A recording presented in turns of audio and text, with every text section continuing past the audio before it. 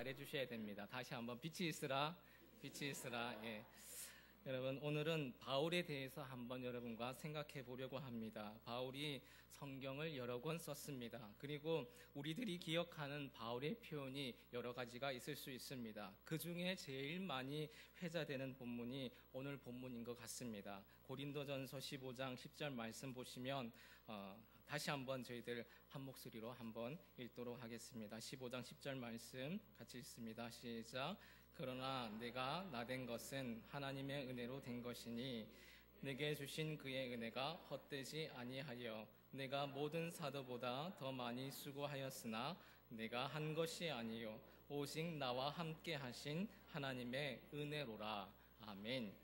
오늘 여러분과 나눌 말씀은 15장 10절 말씀이 주된 말씀입니다. 그런데 1절부터 11절까지 전체를 본문으로 제가 드린 이유는 그가 하는 말도 중요합니다. 그러나 그 글을 기록하면서 바울이 가지고 있는 패턴이 있습니다. 그걸 여러분과 함께 먼저 나누고 싶습니다. 여러분 10절을 한번 보시기 바랍니다. 바울의 글을 볼 때마다 이게 바울이 자랑하는 것인가 아니면 진짜로 하나님의 은혜로 이렇게 그가 고백하고 있는가 약간 의구심이 들기도 하는 거죠. 여러분 10절을 보세요. 그러나 내가 나 된 것은 누구의 은혜라고 하고 있습니까?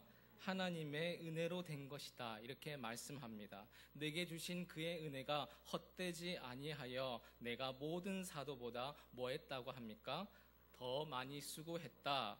이게 은근 자랑하는 것 아니겠습니까? 바울은 내가 모든 사람보다 더 수고했다라고 합니다. 여기 본문뿐만 아니라 다른 본문에서 뭐라고 얘기하느냐 하면 자기는 외적으로는 부족함이 없다 이렇게 얘기합니다. 나는 날 때부터 로마 시민권을 가졌고 로마의 규칙에도 익숙한 사람이고 헬라 지역에서 자라서 철학에도 능통하고 유대적으로는 아주 유능한 랍비 가말리알 문화에서 배운 사람입니다. 이게 무슨 얘기랑 비슷하느냐 하면 나는 서울대 나왔습니다. 나는 강남에서 지금 살고 있고요. 나는 50평짜리 복층에 살고 있고 이런 얘기하면서 그런데 나는 별로 가진 게 별로 없습니다. 이렇게 얘기하는 거죠. 얄미운 사람이지 않을 수가 없습니다. 여러분 이게 자랑일까요? 자랑이 아닐까요? 그럼에도 불구하고 그가 뭐라고 얘기하느냐 하면 나는 그런 로마 시민권을 가지고 있고 헬라적으로도 지식이 능통하고 율법에도 능통한 사람이지만 나는 예수님을 만나고 나서 그것이 나에게 해처럼 여겨진다. 해라고 하는 말은 무슨 뜻이느냐 하면 아무런 유익이 없다라고 여겨지기 시작했다. 그가 이렇게 말씀하고 있습니다. 그러고 보면 살짝 자랑과 함께 자기 얘기를 하는 게 아닌가라는 느낌이 들게 되는 거죠.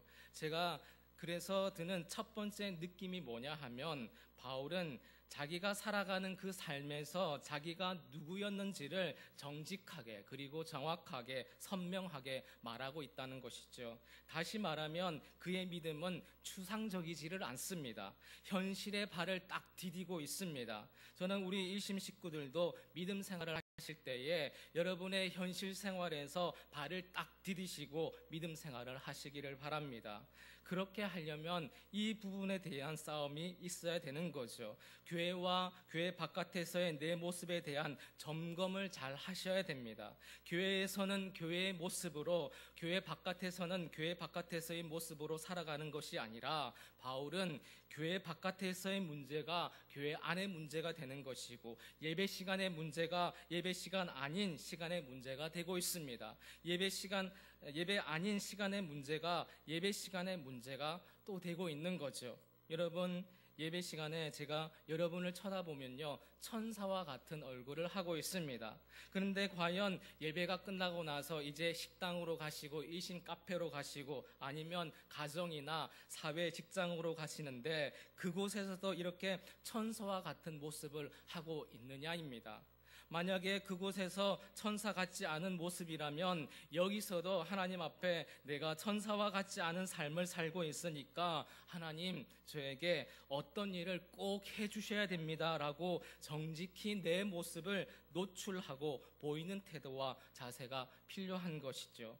동시에 만약에 하나님 앞에 천사와 같은 모습으로 예배 드리려고 하면 이곳을 떠나서 생업으로 돌아갔을 때에도 마치 하나님 앞에 천사와 같이 살아내려는 그런 치열한 싸움이 저희들에게 필요한 거죠. 그리고 그곳에서도 하나님께 설득을 당하셔야 됩니다.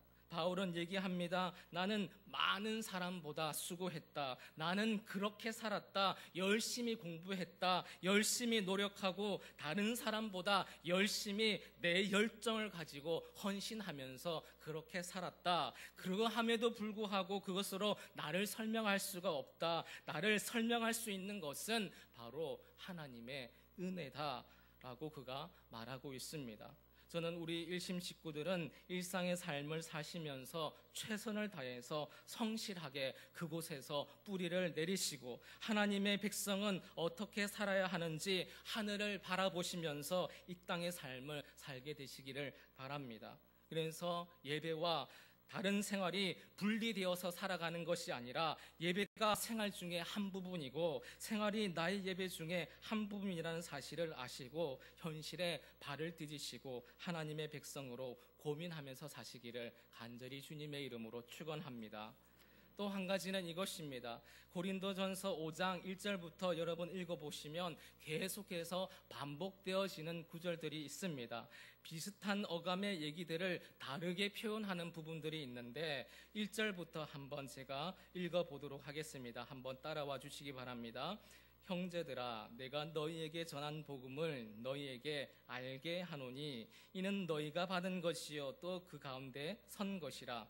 너희가 만일 내가 전한 그 말을 굳게 지키고 헛되이 믿지 아니하였으면 그로 말미암아 구원을 받으리라.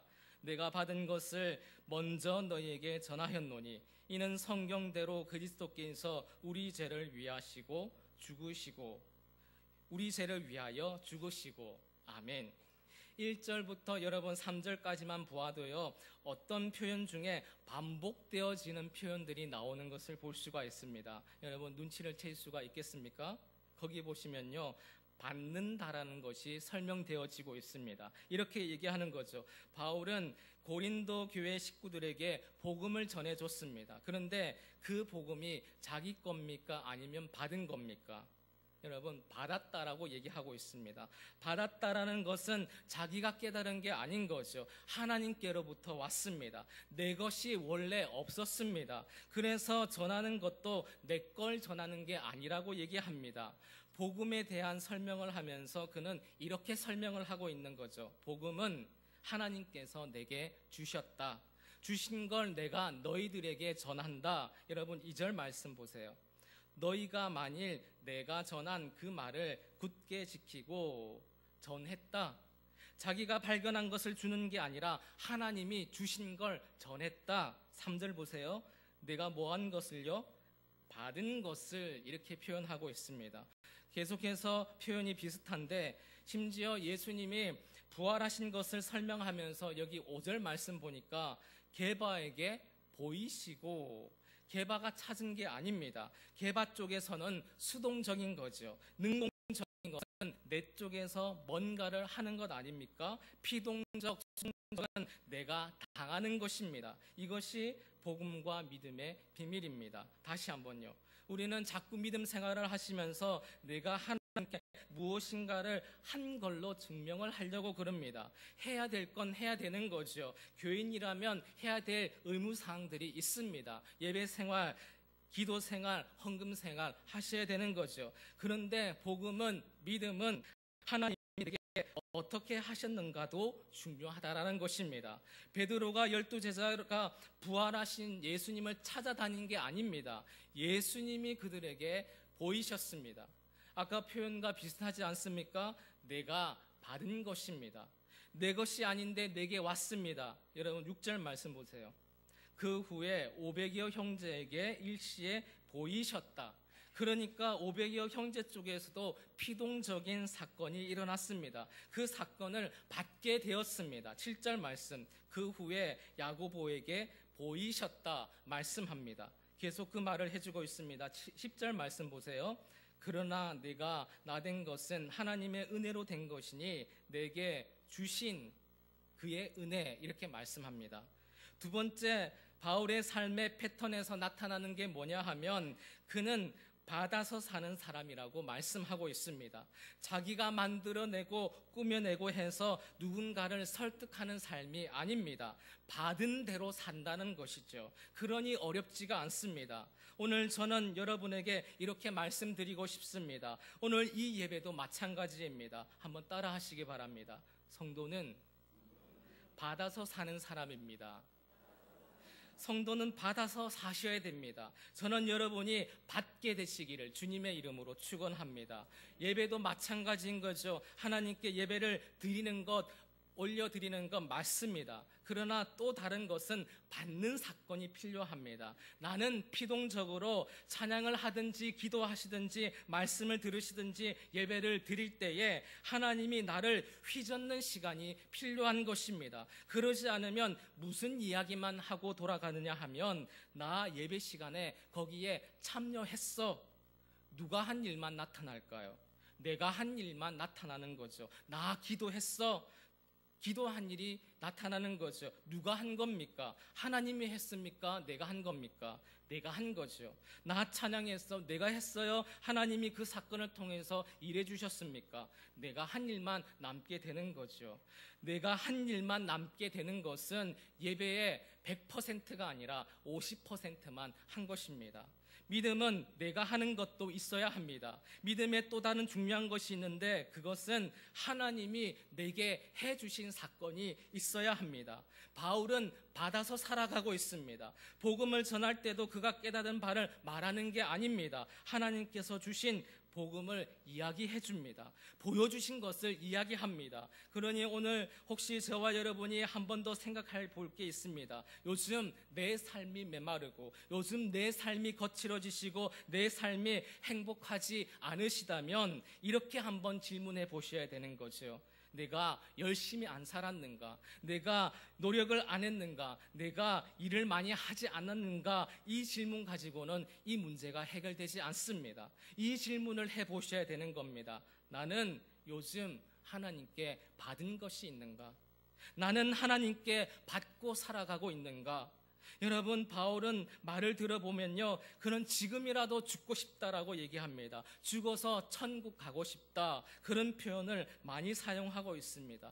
그가 마지막에 한 말이 바로 마라나타 아닙니까? 마라나타가 무슨 뜻입니까? 주 예수여 어서 오시옵소서. 주님이 오신다는 말이 무슨 뜻이죠?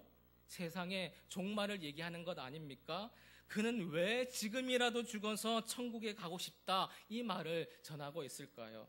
그의 삶이 녹록치 않습니다. 우리들과 같이 힘듭니다. 그럼에도 불구하고 그는 그의 죽음을 두려워하지 않고 그 삶을 뚜벅뚜벅 걸어가고 있습니다. 왜냐하면 하나님께로 받은 것이 자기가 경험하고 살아가는 그 현실보다 더 크고 더 의미 있고 더 매력이 있고 더 강하기 때문인 줄 믿습니다.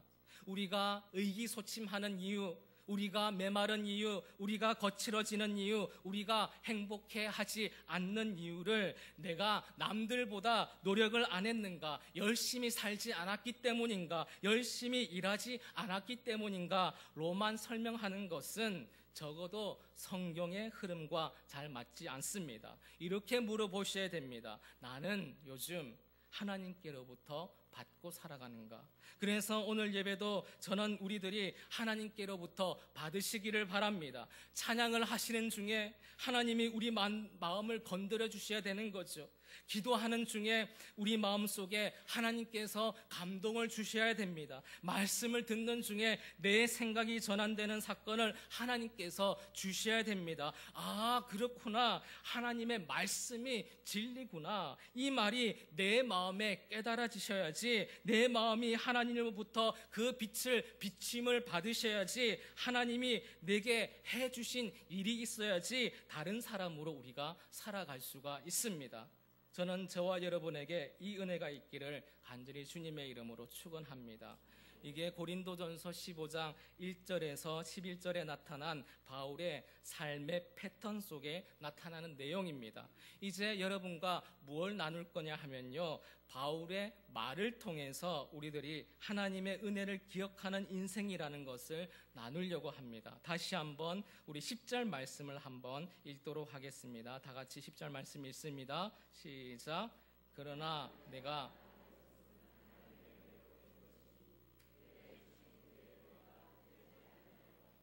모든 사도보다 더 많이 수고하였으나 내가 한 것이 아니요 오직 나와 함께 하신 하나님의 은혜로라. 아멘. 바울의 10절 말씀을 요약하면 이것입니다. 내게 이루어진 모든 것이 다 하나님의 은혜다. 이 바울의 고백 속에 담겨진 믿음의 지혜가 있습니다. 지금의 사건을 그가 이렇게 말하고 있습니다. 지금의 나의 나된 모습, 현재를 살피면서 그는 현재의 내가 된 모든 것이 하나님의 은혜다, 이렇게 고백합니다. 그런데 이걸 조금만 더 묵상을 하시면요, 현재를 고백하는 이 고백 가운데에 그의 과거에 대한 태도와 그의 미래에 대한 태도가 함께 들어가 있습니다. 내가 지금 어떻게 생각하느냐에 따라서 나의 과거를 바르게 해석하게 되고 지금을 바르게 분별하게 되고 미래를 바르게 준비할 수 있는 지혜를 가져다 주는 것이죠. 그래서 첫 번째로 바울은 오늘 본문을 보면서 내가 누구였는지를 확실하게 기억하고 있습니다. 8절과 9절 말씀을 한번 우리 같이 한번 읽도록 하겠습니다. 8절 9절 시작. 맨 나중에 만삭되지 못하여 난 자 같은 내게도 보이셨느니라. 나는 사도 중에 가장 작은 자라. 나는 하나님의 교회를 박해하였으므로 사도라 칭함받기를 감당하지 못할 자니라. 아멘.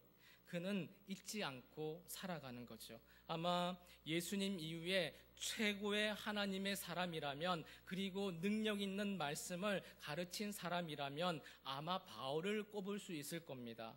그런 위치가 됐음에도 불구하고 자기가 누구였는지를 지금 기억하고 있습니다. 그래서 그가 이렇게 얘기하는 거죠. 8절 말씀에 맨 나중에 만삭되지 못하여 난 자 같은 내게도 보이셨느니라. 그는 과거에 자기가 하나님 앞에서 어떤 존재로 기억되느냐 하면 만삭되지 못하여 난 자처럼 느껴진다라는 것이죠. 9절을 보세요. 나는 사도 중에 가장 작은 자라. 나는 하나님의 교회를 박해하였으므로 사도라 칭함받기를 감당하지 못할 자가 나다.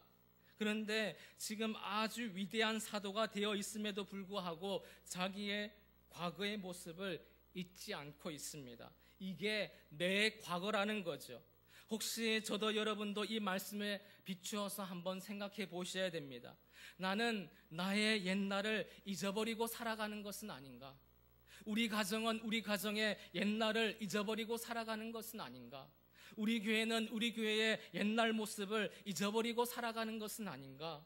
마치 오늘 우리가 된 것을, 내가 내 인생을 산 것이 부모님의 사랑 없이 나 혼자 산 것처럼, 혹은 하나님의 은혜 없이 내가 오늘의 내가 된 것처럼 과거는 다 잊어버리고 모든 공로가 우리가 다 가져오고 살아가는 것인 양, 여러분 성경에 보시면요, 하나님께서 이스라엘 백성들에게 매우 속상하셨던 때가 있습니다. 사무엘상 8장 말씀인데요, 한번 찾아보도록 하겠습니다. 사무엘상 8장 4절에서 9절 말씀입니다. 구약 418페이지 어간입니다. 여러분 지금 본문을 한번 표시하시고요, 말씀을 한번 찾아보도록 하겠습니다. 사무엘상 8장 4절에서 9절 말씀.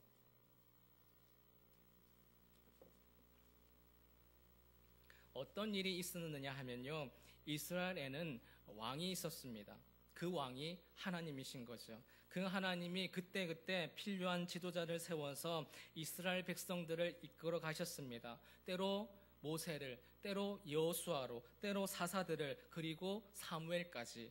그런데 이 하나님의 백성들이 이렇게 둘러보니까 하나님 말고, 하나님이 불특정한 사람을 세우는 것 말고 우리도 왕이 있었으면 좋겠다라고 생각을 하게 됩니다. 그래서 사무엘에게 나이 든 장로들을 보내는 장면이 나오는데, 지금 본문이죠. 제가 4절부터 한번 읽어보도록 하겠습니다. 4절 말씀부터 쭉 읽습니다.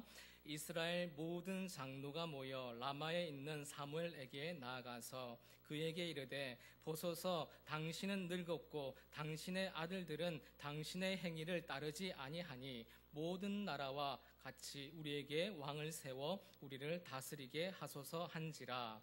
우리에게 왕을 주어 우리를 다스리게 하라 했을 때에 사무엘이 그것을 기뻐하지 아니하여 여호와께 기도하매. 아멘. 이렇게 나옵니다. 그래서 하나님께 사무엘이 기도하는 거죠. 사무엘은 그 말이 아름답게 들리지 않았습니다. 왜냐하면 이런 것 때문이죠. 7절 말씀 한번 보시기 바랍니다. 제가 읽습니다. 여호와께서 사무엘에게 이르시되, 백성이 내게 한 말을 다 들으라. 이는 그들이 너를 버림이 아니요 나를 버려 자기들의 왕이 되지 못하게 함이니라. 내가 그들을 애굽에서 인도하여 낸 날부터 오늘까지 그들이 모든 행사로 나를 버리고 다른 신들을 섬김같이 내게도 그리하는도다. 그러므로 그들의 말을 듣되 너는 그들에게 엄히 경고하고 그들을 다스릴 왕의 제도를 가르치라. 아멘. 저는 이 말씀을 읽으면서 하나님께서 마음이 너무나도 아프시겠구나, 서운하시겠구나. 그들을 처음 빚었을 때부터, 처음 출애굽시킬 때부터 하나님은 그들의 훌륭함 때문이 아니라 하나님이 먼저 사랑한 그 사랑 때문에 그들을 안고 그들을 이끄시고 그들을 보호하면서 지금까지 왔습니다. 사실은 지금까지도 왕이신 하나님에게 늘 대적하면서 자기 길을 자기 위주로 살아오던 사람이었습니다. 그런데 그들이 끝내 하나님을 버리고 있습니다. 그래서 하나님이 사무엘에게 이렇게 얘기하는 거죠. 사무엘아, 그들이 너를 버리는 게 아니라 나를 버리는 것이다. 그러니까 이스라엘 백성들 쪽에서 보면 이스라엘 백성들이 과거에 자신들이 누구였는지를 잃어버렸습니다. 누구였는지를 잊어버리니까 오늘을 사는 바른 삶의 태도가 나오지를 않습니다. 그들에게 하나님이 없어져 버렸습니다. 하나님의 은혜는 생각나지 않습니다. 왜요? 내 노력과 내 열심으로 인생을 살아온 것이고 과거에 내가 어떤 존재였는지를 잊어버립니다. 그러니 오늘의 바른 내 모습을 찾아볼 수가 없습니다. 저는 이 사무엘상을 읽으면서 하나님께서 징계하시는 가장 엄한 징계가 뭔지를 보게 되었습니다. 그건 회초리가 아니었습니다. 하나님께서 이스라엘 백성들이 우리들도 왕을 달라 그러니까 하나님께서 그냥 줘버립니다. 그리고 이스라엘 백성들은 그 인간 왕들 때문에 그 이후로 고통받고 핍박당하고 착취당하는 그 세상의 삶을 똑같이 살아가고 있습니다. 저는 그때 하나님의 징계가 가장 큰 게 뭔지를 보게 되었습니다. 그건 그냥 내버려 두시는 것입니다. 그냥 내버려 두는 거죠. 여러분 중에 혹시라도 여러분 마음 안에 하나님 앞에 이렇게 살면 안 되는데, 이런 태도 가지면 안 되는데, 일은 나빠지지 않습니다, 잘 되고 있는 분이 있으십니까? 그러면 혹시 하나님이 날 내버려 두시는 것 아닌가 꼭 한번 생각해 보시기 바랍니다. 왕을 달라고 하는데 왕이 나에게 얻어진 게 복인 것 같지만 하나님이 그냥 내버려 두신 것입니다. 내가 물질을 얻기 위해서 하나님을 버렸지만 자꾸 물질이 더 많이 얻어집니다. 혹시 하나님이 내버려 두신 것 아닌가 꼭 한번 생각해 보시기 바랍니다. 내가 하나님의 방법대로 살지 않으면서 더 건강한 거죠. 남들보다 더 올라가면서 더 잘 살고 있지 않습니까? 꼭 한번 생각해 보시기 바랍니다. 하나님이 나 그냥 내버려 두신 것 아닌가? 과거에 내가 누구였는지를 잊고 살아가니까 오늘을 사는 바른 믿음의 태도를 가질 수가 없습니다. 그런데 바울은 자기가 위대한 하나님의 사역자로 인정을 받는 삶을 지금에도 살아감에도 불구하고 나는 만삭되어 되지 못하여 난자 같다. 나는 하나님의 교회를 핍박한 사람이라 감히 사도라 칭함을 받을 만한 사람이 아니다라는 그 생각을 위대한 사람이 되어서도 놓지 않고 살아가고 있습니다. 저는 우리들도, 가정들도, 그리고 교회도 우리 이전의 삶을 기억하면서 오늘 나의 나됨이 하나님의 은혜라는 사실을 고백할 수 있게 되기를 주님의 이름으로 축원합니다. 두 번째로는 다시 우리 10절 말씀으로 한번 돌아오도록 하겠습니다. 15장 10절 말씀 제가 봉독합니다. 그러나 내가 나된 것은 하나님의 은혜로 된 것이다, 이렇게 말씀합니다. 그러면서 심지어 내게 주신 그의 은혜가 헛되지 아니하여 내가 모든 사도보다 더 많이 수고하였으나 내가 한 것이 아니요 오직 나와 함께 하신 하나님의 은혜다, 이렇게 말합니다. 일로 따지면 바울이 다른 사도들보다 더 많이 수고했습니다. 그런데 바울은 입에 바른 소리가 아니라 가슴 깊은 속에서 이 수고조차도 내가 한 것이 아니라고 합니다. 하나님의 은혜로 한 것입니다. 내가 드린 물질, 내가 드린 게 아니라고 합니다. 내가 드린 시간, 내가 드린 게 아니라고 합니다. 바울의 말로 따지면요, 내가 드린 열심, 내 거 드린 게 아니라고 합니다. 그것도 다 하나님의 은혜였다라고 얘기하는 거죠. 우리는 정말 이런 생각 가지고 있으십니까? 내가 하나님께 드렸던 그 물질, 내가 드렸던 그 재능, 내가 드렸던 그 시간, 마치 우리는 내가 한 것으로 생각하지만 바울은 뭐라고 얘기하느냐 하면 그것도 하나님의 은혜였다. 바로 이것이 내 삶의 감사의 조건을 찾아가는 것 아니겠습니까?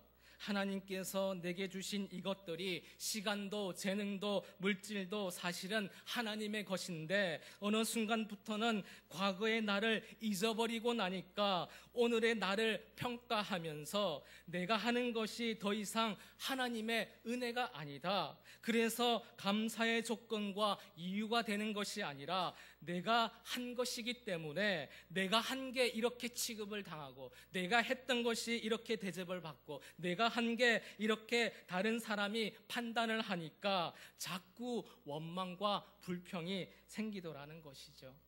가끔 여러분 교회 보시면요, 헌물을 하시는 분들이 있습니다. 그분에게 여쭤봐야 되는 거죠. 어떤 분은 헌물을 할 때요, 거기에 이름을 새겨 넣기를 원하는 분이 있습니다. 만약에 제가 이 강대상을 헌물했다라고 해보겠습니다. 여기에 김승진이라고 썼습니다. 그런데 교회가 필요하거나 아니면 성도님들이 필요해서 이 강대상을 치우게 되면요, 이 강대상에 이름을 써놓은 그분은 마치 누구를 치우는 것과 똑같을까요? 나를 치우는 것과 똑같은 거죠. 왜요? 내가 그거를 헌물했으니까. 그런데 바울은 무슨 얘기를 하느냐 하면 그것조차도 하나님의 은혜다.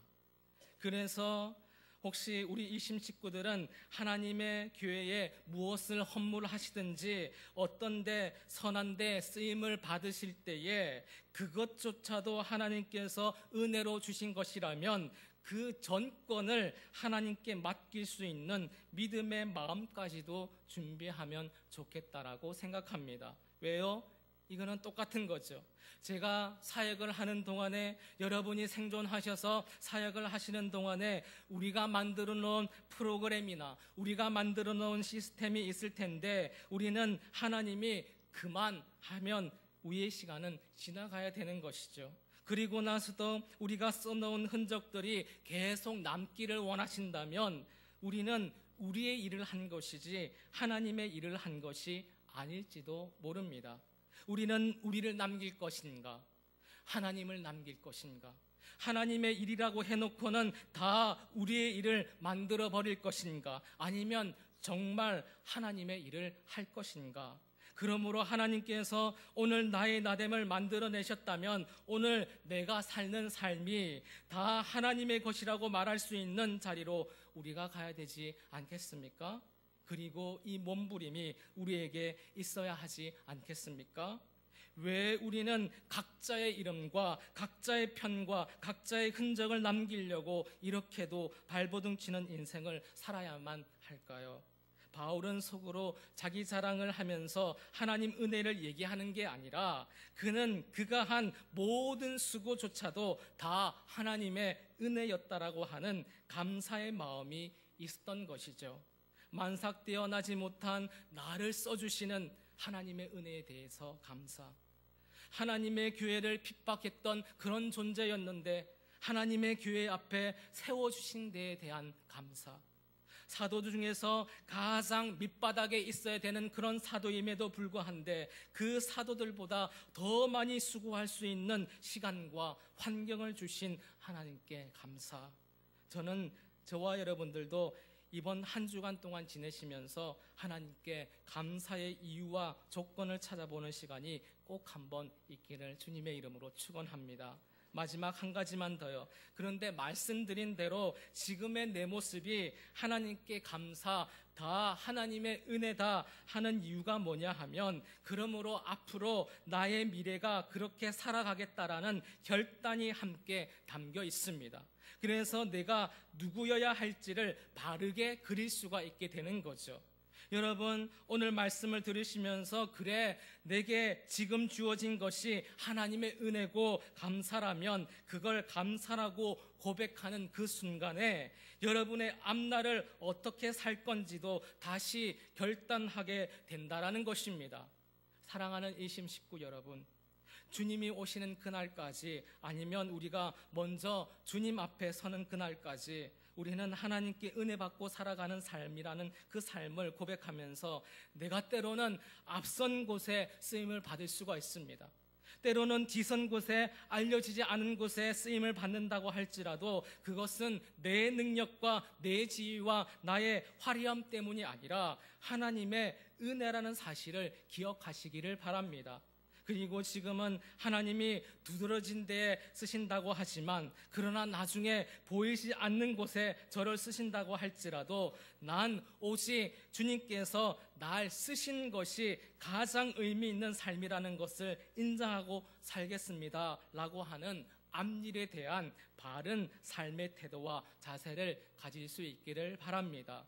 그래서 주님께 사랑받으시고 주님께 인정받으시는 저와 여러분 되시기를 간절히 주님의 이름으로 축원합니다. 기도하시겠습니다. 하나님 아버지,